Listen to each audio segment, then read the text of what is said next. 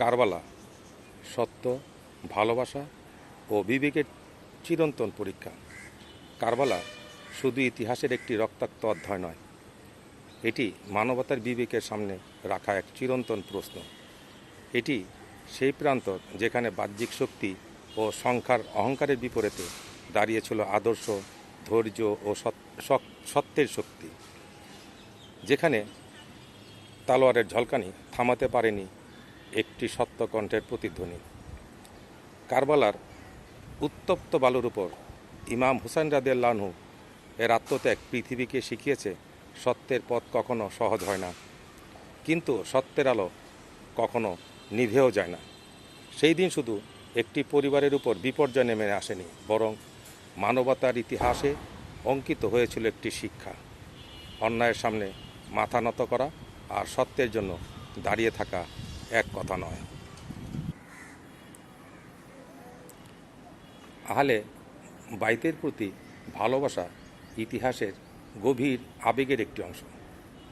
রাসূল সাল্লাল্লাহু আলাইহি সাল্লামের পরিবারকে সম্মান করা, তাদের জীবন থেকে শিক্ষা নেওয়া এবং তাদের আত্মত্যাগকে স্মরণ করা অনেক মানুষের কাছে ঈমান, ভালোবাসা ও শ্রদ্ধার বিষয়। কিন্তু দুঃখজনকভাবে অনেক সময় মানুষ না জেনে না বুঝে ভালোবাসার বিষয়গুলোকে বিভেদের চোখে দেখতে শুরু করে। কারবালা আমাদের শেখায়, কোনো পরিচয়ের আগে প্রয়োজন সত্যের পরিচয়, কোনো দলের আগে প্রয়োজন ন্যায়ের অবস্থান। হুসাইনি চেতনা, ত্যাগ ও মানবতার পথ। হুসাইনি চেতনা হলো সেই আলো যেখানে নিজের কষ্টের চেয়ে সত্যের মর্যাদা বড় হয়ে ওঠে, যেখানে মানুষ নিজের স্বার্থের জন্য নয়, বরং অন্যায় ও মানবতার জন্য দাঁড়ায়।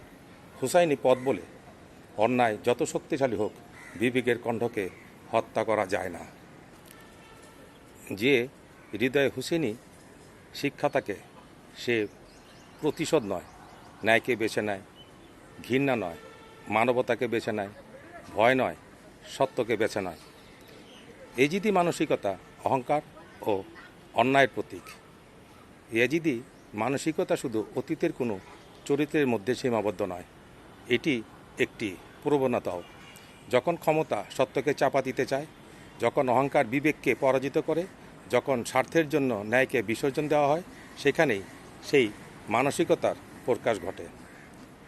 কারবালা মনে করিয়ে দেয়, অন্যায়ের পাশে দাঁড়ানো মানুষ হয়তো কিছু সময়ের জন্য বিজয়ী মনে হতে পারে, কিন্তু ইতিহাসের বিচারে সত্যের সামনে তার অবস্থান কখনো স্থায়ী হয় না। আজও কেউ যদি আহলে বাইতের কথা বলে, তাকে শুধু কোনো পরিচয়ের খাঁচায় বন্দি করা নয়, বরং তার কথা, চরিত্র ও আদর্শকে বোঝার চেষ্টা করা প্রয়োজন। কারণ ভালোবাসা ও শ্রদ্ধার বিষয়গুলোকে অজ্ঞতা দিয়ে বিচার করলে বিভ্রান্তি তৈরি হয়।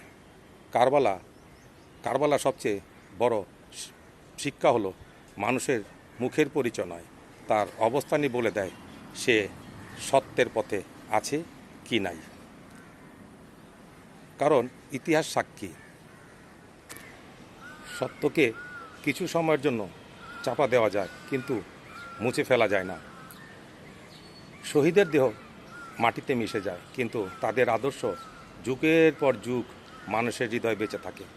তাই কারবালা আজও আমাদের প্রশ্ন করে, তুমি কি শুধু কারবালার গল্প শুনবে, নাকি কারবালার শিক্ষা নিজের জীবনে ধারণ করবে?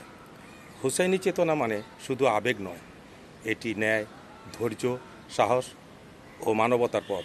আর সেই পথের যাত্রী হওয়া প্রতিটি মানুষের নিজের বিবেকের সিদ্ধান্ত। একটা কথা আমাদের বিশেষভাবে মনে রাখতে হবে, হুসাইনের শোক কোনো সাধারণ গল্প নয়, এটি সত্য, ন্যায় ও ত্যাগের গভীর এক স্মৃতি। কারবালার ঘটনা শুধু ইতিহাসের একটি অধ্যায় নয়, বরং অন্যায়ের বিরুদ্ধে দাঁড়ানো এক অনন্য শিক্ষা। তাই রাস্তায় হোসেনের শোককে কখনো তামাশা বা শুধু আনুষ্ঠানিকতা হিসাবে দেখো না। ইসলামী বিশ্বাস অনুযায়ী আল্লাহর পথে যারা শহীদ হন তারা জীবিত, তাদের মর্যাদা আল্লাহর কাছে বিশেষ। তাই হুসাইনের স্মরণে শোকের পাশাপাশি সত্য, ধৈর্য ও ন্যায়ের পথে অটল থাকার এক শিক্ষা পরিশেষে আবারও বলি, আমি হুসাইন ইসলামের ধারক ও বাহকের পথের প্রতীক। আপনি ধন্যবাদ।